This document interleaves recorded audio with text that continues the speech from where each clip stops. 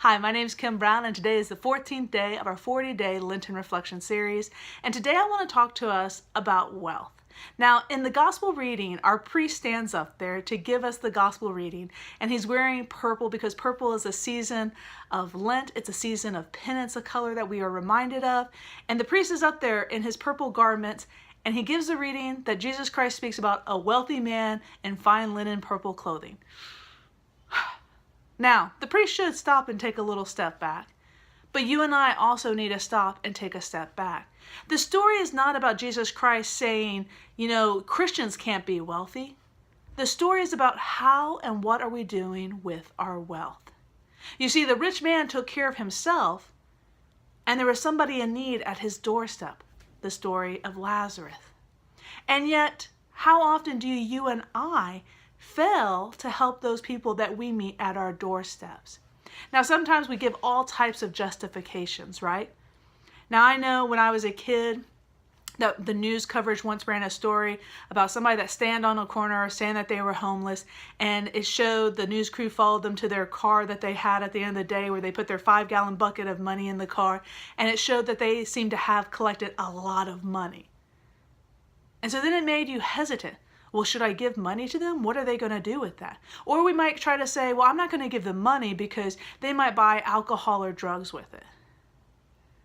I don't know about you, but a lot of times I spend my wealth, my money on things that aren't really that good.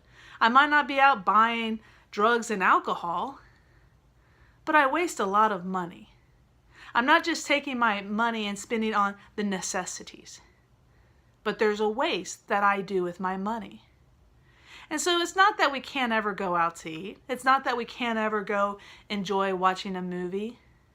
But what we need to recognize is the wealth that we are given and that God has entrusted into our care. How are we using it?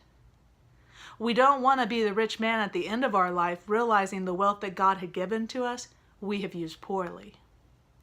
And so I would invite each and every single one of us to stop and pause during this Lenten season to think about the wealth that God has given us and how are we using it?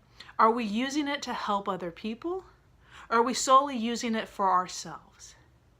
Because God didn't give you wealth so you could just take care of you. God entrusted you with that wealth. How are you serving God with your money? And this is true for if you're somebody that has a surplus of money and you're a CEO of a multi-million-dollar company, or if you're right now living on a Social Security check. That is the amount of wealth that God has entrusted you with.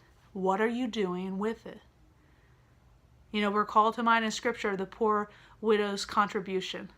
It was smaller than everyone else, but because it was such a great portion of her wealth, it meant a lot.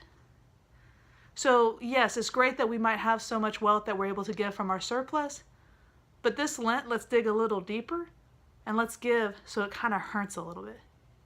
Let's give so it takes away some of our comforts, some of that fine linen clothing that we put around ourselves to kind of give ourselves a barrier. Let's give it a little bit more. So think of those people that are in need, and let's make a gift this Lenten season. Let's truly dive into the practice of almsgiving. God is love. Let the kingdom know.